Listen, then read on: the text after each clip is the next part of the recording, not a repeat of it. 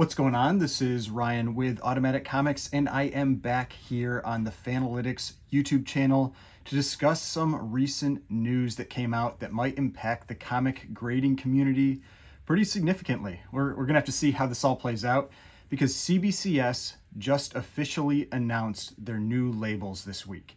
So we're going to talk about the new label, the ever-present battle between CGC and CBCS for your grading money, your grading dollars, and the impacts the new label might have on comic grading as a whole. So make sure to like the video, comment, make sure to let us know what you think of these new labels and if they're going to have any impact on where you send your books to get graded. Now, as part of this video, like I've done with all prior videos on the Fanalytics channel, we are going to have a giveaway as well. And so for this one, the giveaway is going to be this cool issue of Batman number 200, an awesome Neil Adams cover.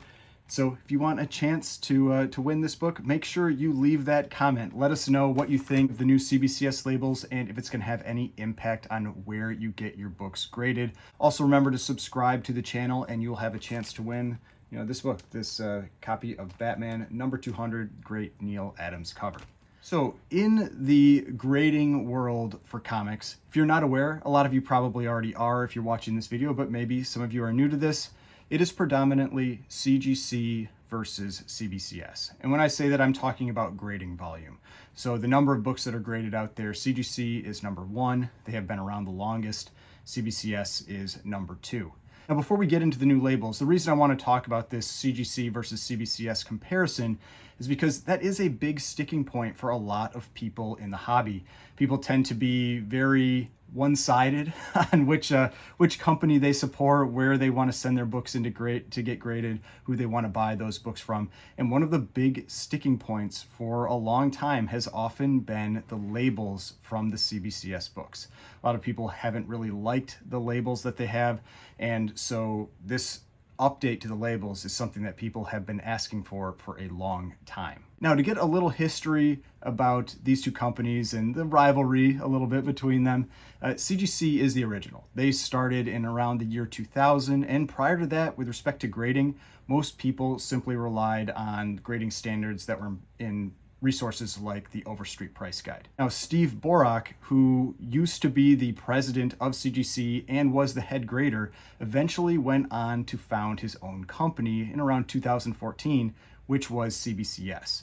And then in around 2017, they joined with Beckett. And so Beckett is a very well-known grading company as well. They're mostly known for grading cards. So if you're familiar with BGS cards, Beckett cards, that is who they are affiliated with. This is on the comic side.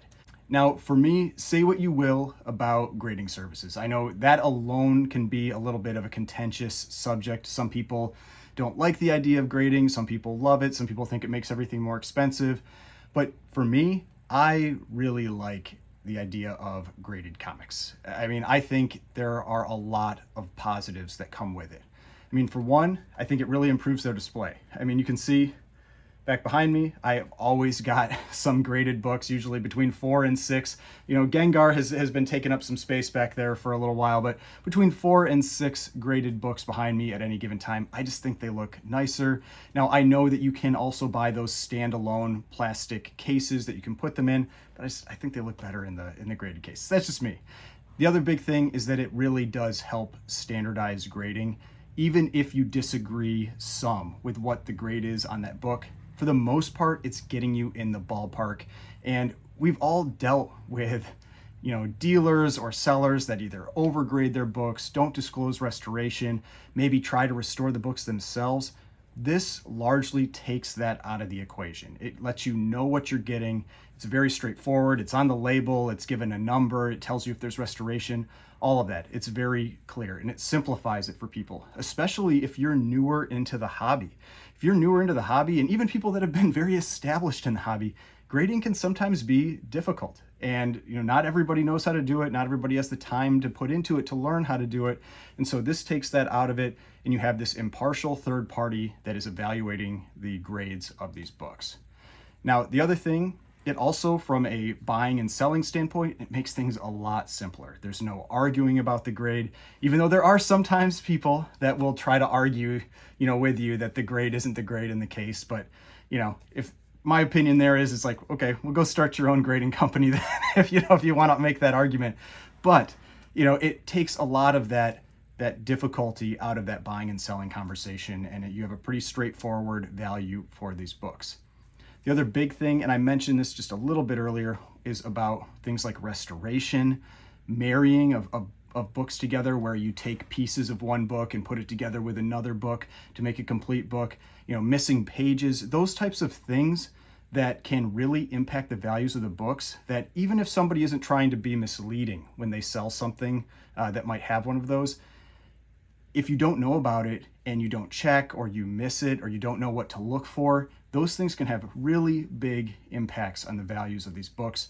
And this takes a lot of that out of the equation. Now, of course, there are things that can be missed by grading companies as well. They grade thousands and thousands of books every day. So that kind of stuff can happen, but for the most part, I think they do a very good job and add a lot of value to the hobby. Now, when it comes to CGC versus CBCS, like I said, the conversation can tend to be a little bit more contentious. A lot of people are either like, they're like Team CGC or Team CBCS. They'll only send to one, not the other. They don't like one, they don't like the other. Me personally, I have bought both. I do tend to buy CGC more. I mean, you can see them behind me. I do occasionally buy CBCS books though, and for me, a lot of it comes down to what the book is. I mean, if it's a golden age book, if it's a rare book, I don't care if it's in a CGC case or a CBCS case. I just want the book. But there are a few areas where there are some differences of opinion on the different grading companies. So the first one is when it comes to grading. So some people think CBCS grades more strictly than CGC. Some people think CGC grades more strictly than CBCS. I mean, I've seen a lot of these books. I think they generally grade very, very similarly, and that's not a surprise. Like I said earlier, the former head grader and president of CGC is who founded CBCS. They're going to have very similar grading standards. I have seen a few cases where there are slight differences, typically more down around the lower grades is where I see some differences, but for the most part, they grade very much the same. The next one is the cases. So both CGC and CBCS have upgraded their cases within the last few years. And I'll say, I think the CBCS cases feel a little more sturdy. They are probably a little bit more clear. The one big difference is that with CGC cases, you will get Newton rings on occasion, it looks kind of like an oil pattern. It's from the two different types of plastic marrying up against one another, and you get this kind of light effect on them. You don't get that with the CBCS cases, but to me, the reality is when you're looking at one of these books, like on a shelf from 5 feet away, 10 feet away, you really can't see those rings anyway. It's really only something that you see when you've got it, right up close in front of you. And yeah, I mean, that's a little difference, but to me, that's largely the same. Now, the big difference between these two that is often discussed is sales price.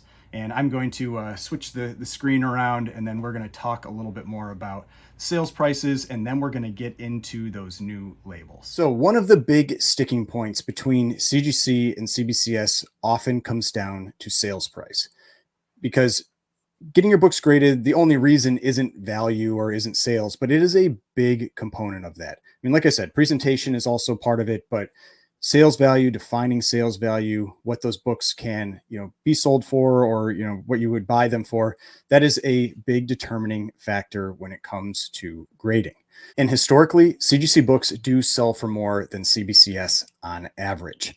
Now, it can be difficult when you're comparing two books on different auction sites or fixed price versus auction, that kind of thing. But There are cases that come up where you have identical books, identical page qualities, identical grades selling back to back in the same auction. And that is really as close as you can get to a comparison to see which one sells for more. You will see this a lot on Comic Link, or a little more often on Comic Link, because they have very big auctions. So your likelihood of having this happen is a little bit higher. But there were two cases relatively recently this year on Heritage where this happened. And the first one is this Ultimate Fallout 4 variant Jurjevic edition, a 9.8 white pages. This actually happened twice on Heritage.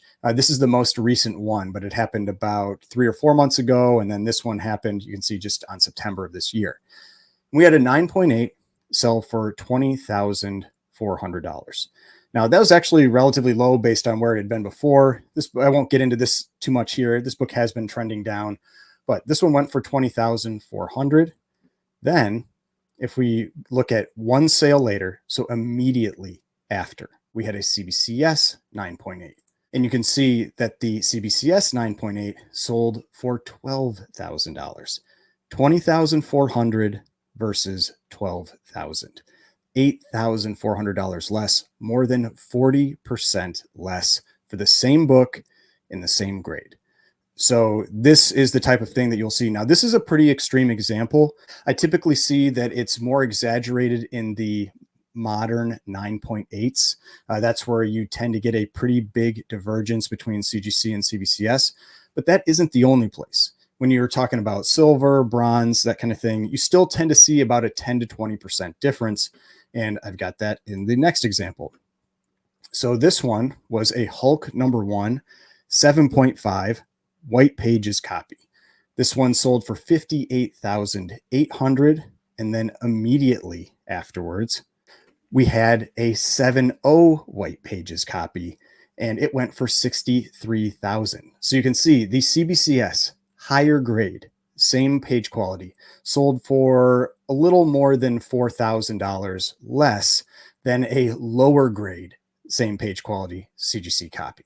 Now, some people will say it's like, oh, maybe the color strike was a little better on this one. You can get into those types of little arguments, but the fact of the matter is a lower grade copy of a CGC book sold for more immediately after a higher grade copy from CBCS. These aren't the only two examples. Like I said, if you regularly watch Comic Link, you will see examples like this pop up, typically with really common books like Amazing Spider-Man 300, that kind of thing. You'll see two 9.8s sell back to back, and you'll get a price difference between the two of them.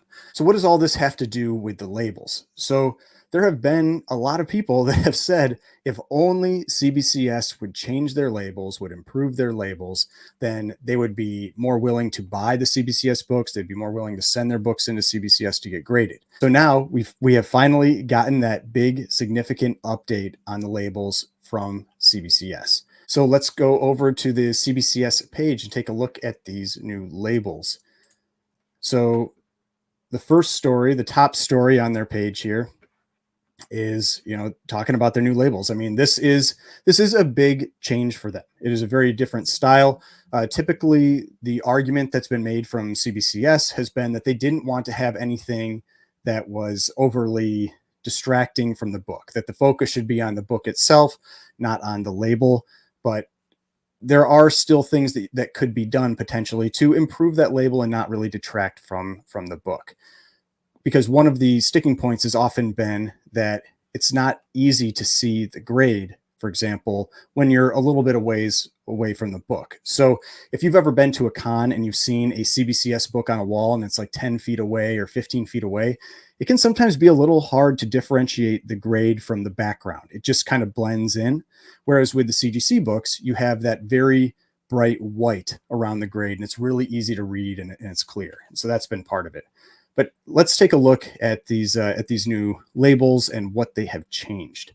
And make sure, again, remember to comment down in the comment section. Let us know what you think of the new labels, if this will impact where you send your books in the future. And I'll say one of the first things I noticed with these is that you can see the influence of Beckett on these labels. I mentioned earlier in the video that CBCS is affiliated with Beckett, And if you're familiar with Beckett grading cards, they have their 10 O's for a card is like a black label 10.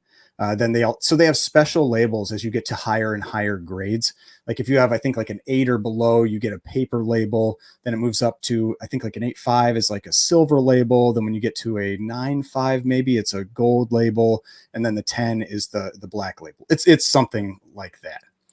But if we go and take a look at these new labels, they have this nice little feature here where you've got this slider and it shows their old label versus their new label. So you can really see what the difference is, what the change is that they've made in these labels. And so let's go over this, little by little. So the first thing you can really see, and I'd say this is the big change in these labels, is the grade itself. The grade is bigger. You can see how much larger the text is for the grade. It's also got this differentiating color in the background. So relatively similar to the CGC books, you've got a different color to make things a little more clear. You also have this, kind of like this chevron type styling on the case. And then you'll also see that it's got like a faded color scheme to it. And so they mention this later on, and it's partially something to help with preventing fraud, somebody trying to print their own labels. And so they have unique colors and this unique color gradient for the labels on their books. You'll also see that they updated the actual CBCS logo on the side here. Looks like it's more embossed. It's hollow. It was hollow before. It's still hollow, but it actually looks a little bit more embossed. It's a little bit bigger. And again, they mentioned that is something to help prevent fraud with these graded books. Now, as we go down here, you can see they give some examples, what they've changed in these. And the one thing you'll notice here is they've got an example with the 9.9. And you can see that the 9.9 actually has a special holofoil in the grade, which I think that's a pretty cool feature. I do like that. I think that's a cool feature. If you look at the back cover, has something relatively similar styling. They do have their QR code there as well. You can scan that and you can see the graders notes, that kind of stuff. They had that before CGC, but CGC also does the QR code for scanning. You'll also notice that it says Beckett on the back of the label. That's something that hasn't been there before. There hasn't been, at least that I've noticed, there hasn't been any direct tie to Beckett for these labels. And you can actually see that it says Beckett on the back. Then when you look at the top, they mention that they do have some holofoil embellishments. So I'm guessing when you get a 9.8, 9.9, or 10, that's when you'll have maybe some holofoil in the actual text that's on the top of the case as well. Now, let's get on to the actual differences that you can see with these depending on the grade. So you start with the 10.0. So you can see here, they've got their example for their universal as well as their signed copies. And with the 10.0, you get this kind of this black background, you get the 10 in yellow, something that really differentiates it. Now you really, for comics, you're not going to see this type of label all that often. 10.0s are extremely rare. The only places you really will see them somewhat often is with those thicker square bound type books like The Last Ronin, the ones that have come out very recently. You are more likely to see 10.0s and 9.9s with those. This is what the 10.0 looks like. Then we've got the 9.9. You can see the 9.9 they're sticking with the blue label again, but it's got a slightly different color styling than the 9.8. So you've got the blue label, you've got the 9.9, the grade in yellow. And then when you go over to the signed one, they actually have it kind of inverse. You've got the blue for the grade and for the logo, and then the yellow to indicate that it's signed. Then when you go to 9.8, this is what all the other grades will look like. There is one difference though. The 9.8 does have the holofoil coloring in the actual grade itself. Below that, 9.6 and below, you do not have that. But that is something extra that's done for the books at 9.8, 9.9, and 10. Now, there's one of those things I'll say, like I mentioned, I'm not going to really ever see books like that. I'm dealing largely in things like Golden Age, Silver Age type books. And the likelihood of me having a 9.8, 9.9, or 10 is very, very low. But this is something that's a cool, unique addition that's been given to these for those high grade books. And it's especially going to be something that you see with the more modern books. Now, the last thing that they had here, this is what I mentioned a little bit earlier, some changes that they've made to help with security. And so you've got this embossed label. You have, they said they have UV reactive ink. You've got this special gradient coloring in the label. And so lots of things to try to avoid the possibility of somebody falsifying these and making it so that you can quickly or easily identify when it is a fake copy or not. Now, that is not something that I've seen is very common. I mean, there have been a few cases over the last couple of years of people doing that with CGC books, but from what I've seen, it is very uncommon. But still, it is nice to have these extra features. Now, let's say you've got your CBCS books and you want to get them into one of these new slabs.